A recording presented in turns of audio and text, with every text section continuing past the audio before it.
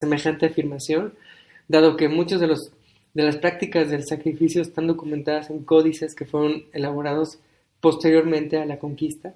Entonces se cuestiona la veracidad, o por lo menos una interpretación contextualizada de si acaso ocurrió eso ante los ojos de los españoles, del sacrificio. Y por cierto, uno de los que tantos relatan es el día de la famosa el árbol de la noche triste, ¿no? Fue una de las derrotas del ejército colonizador frente al ejército mexica, ¿no? Uh-huh. Mexica. Y entonces, bueno, en ese momento se pensaba, pues que en ese momento se supone que cuenta la historia que Hernán Cortés paseaba tristemente, y entonces veía cómo, él vio cómo militares españoles que habían sido capturados eran sacrificados, pero en el marco de una práctica ritual, ¿no? Entonces, de ser ciertas estos testimonios, bueno, la afirmación histórica de que el sacrificio humano fue practicado intensamente en periodos mesoamericanos, pues se sostendría, ¿no?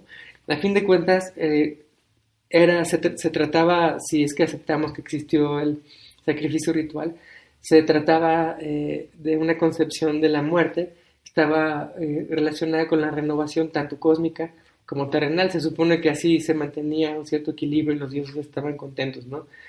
En términos prácticos se trataba de exponer las cabezas seccionadas de las personas, ¿no? Que es el llamado Tzompantli, que fue una práctica consistente en decapitar a las víctimas de estos sacrificios humanos. Desde entonces. Y exponer sus cráneos en unas empalizadas, ¿no? Entonces, la idea es que esta imagen de los cráneos expuestos para mostrar cualquier mensaje político o religioso de otro tipo es milenaria. Sí, es lo que estoy viendo, y también se habla de mucha destreza, de mucho vigor entre los guerreros aztecas. Se tomaban muy en serio, había incluso castigos a la embriaguez, pero también por otro lado resulta que los españoles estaban muy desconcertados, puesto que no existía como tal el matrimonio entre los antiguos pobladores. Había problemas matrimoniales en este sentido, porque los misioneros no podían impartir en ese momento la idea del matrimonio. También se nota que hay mucha... desde entonces se hablaba de que tomaban a las mujeres para hacerlas trabajar también en las labores supuestamente de su sexo y aprovecharse del producto. Y entonces, en tales condiciones, ¿cuál era entre todas esas mujeres que tenían los indígenas la mujer que se supone que debería conservar, ¿no? Y entonces los franciscanos se pusieron a observar a los gentiles para ver si tenían algún tipo de matrimonio, y se dieron cuenta que algunas uniones las hacían con ritos y en otras de plano nada más se juntaban y ya. Y de plano se fueron a consultar a un cardenal Cayetano y dijo que entonces se tenía que determinar qué mujer era la que era realmente la buena, digamos, y tenía que ser la primera. Ahora sí que por el orden se determinaba según este cardenal. Pero también hubo un primer enlace solemne entre indígenas y fue en 1526. Y después de eso, los misioneros estuvieron necios para tratar de imponer esto y de alguna forma poner orden. Esto fue una de las formas. Ahora podríamos nosotros pensar, ¿fue lo adecuado? ¿Cómo es posible que estén viviendo de esa manera?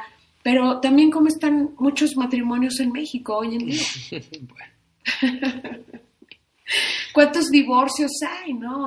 O sea, realmente la gente, ¿cómo se casa, no? Sí, yo creo que en una cosmovisión contemporánea mestiza urbana, que sería la nuestra, el matrimonio estaría ahí, algunos matrimonios estarían ahí como en el inframundo. Sí. ¿No? Sí, sin necesidad de declararse oficial. De nada nos sirve que sean oficiales.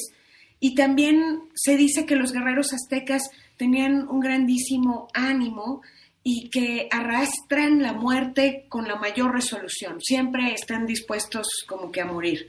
Se defendían muy valerosamente y también veían la forma de hacer sus armas, que escuchar y leer sobre las armas que tenían los antiguos en México también es impresionante. Utilizaban muchísimo la obsidiana, eso sí te puedo decir.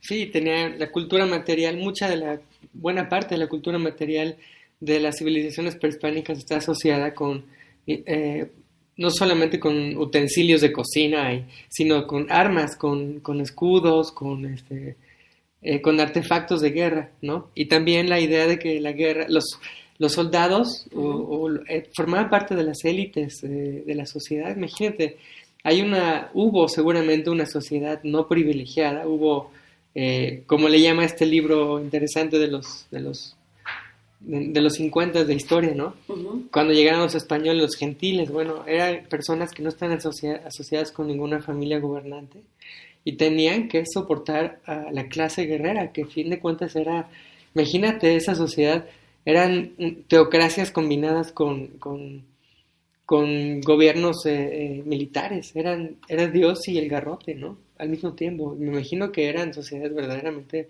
jerarquizadas y sumamente castigadoras en muchos sentidos. Pues aquí hay una muestra también de una interpretación de la muerte un poco extraño, puesto que las mujeres que morían de parto pasaban a ser diosas con el nombre de Siguapipiltin. Y siempre se supone que andaban juntas por el aire y que se les aparecían a los vivos si ellas querían, a los niños podían enfermarlos y andaban también en encrucijadas y en caminos estas diosas.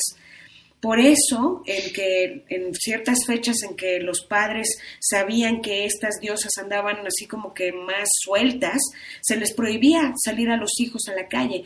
Pero cuando llegaban a enfermar, se les responsabilizaba a ellas del daño que tenían estos pequeños, y esto viene de la pluma de Fray Bernardino de Sahagún también. Uh-huh.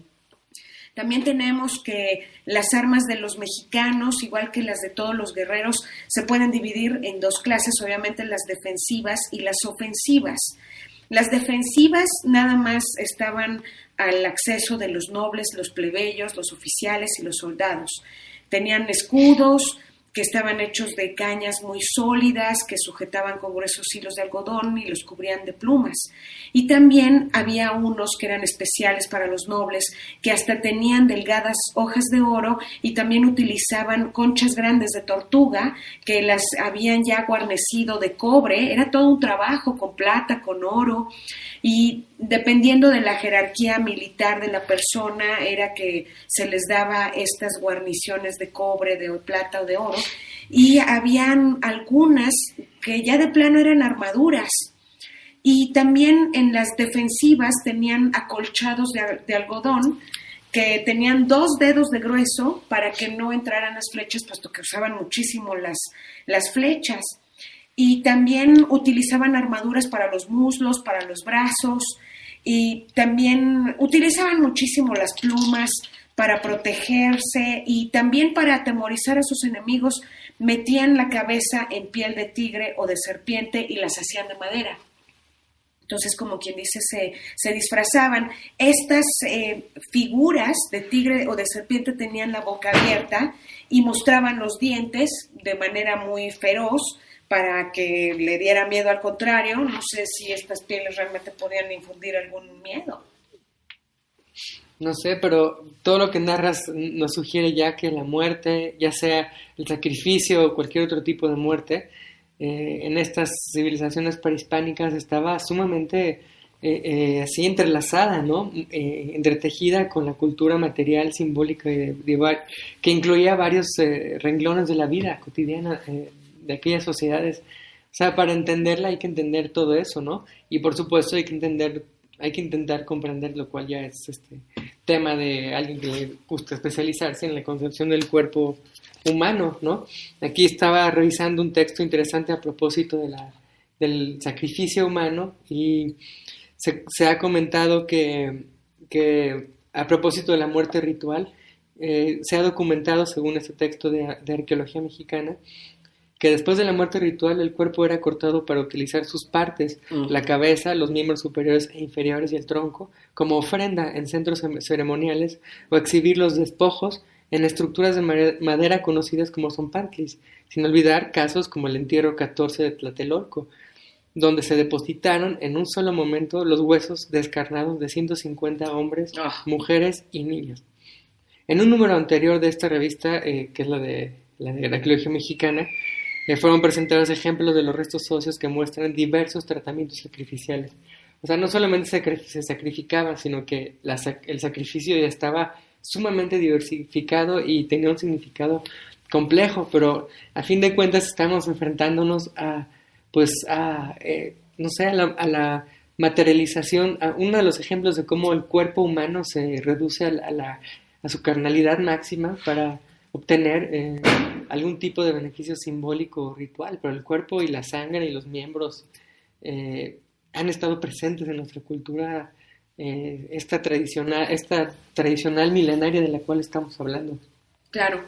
Además, seguramente en muchas otras poblaciones, en muchas otras partes del mundo, la muerte también ha prevalecido, ha habido grandes guerras, y todas han sido muy sanguinarias, muchas eran cuerpo a cuerpo y debieron haber sucedido cosas espantosas, pero obviamente estamos hablando ahorita de México, no estamos diciendo que México sea el más sanguinario ni el único que tiene este tipo de historia, pero sí podemos decir que en estas áreas, que es de la que estamos hablando, México, las armas ofensivas principales eran la flecha, la honda, la maza, la lanza, la pica, la espada y el dardo y lotería.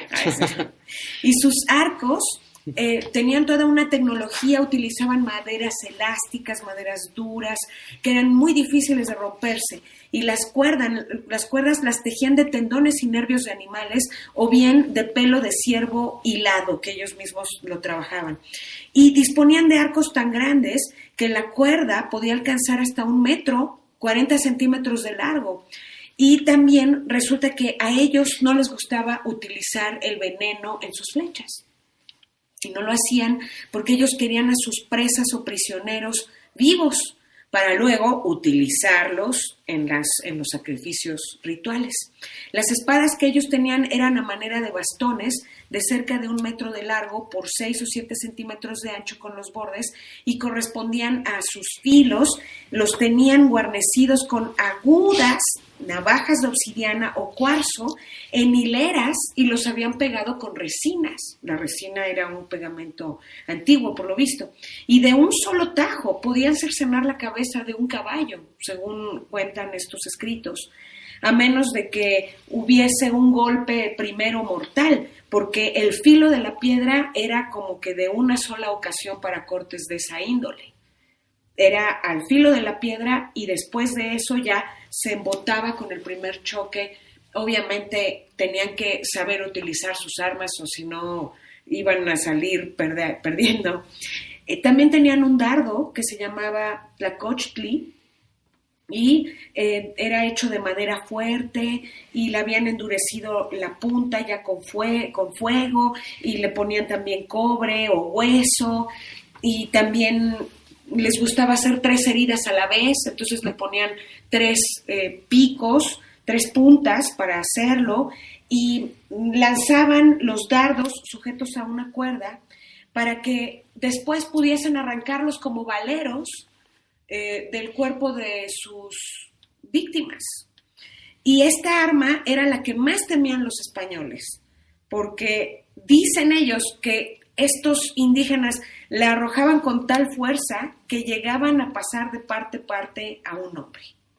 También habilísimos para lanzar la flecha y resulta que no había forma de hacer dudar de alguna forma de su destreza, porque incluso cuando conocieron las armas de fuego también se volvieron muy buenos con ellas. Pues está sumamente interesante lo que has platicado porque sugiere que cuando decimos que la violencia y todo la violencia física en contra del cuerpo humano, en cualquiera de sus modalidades, entra en escena.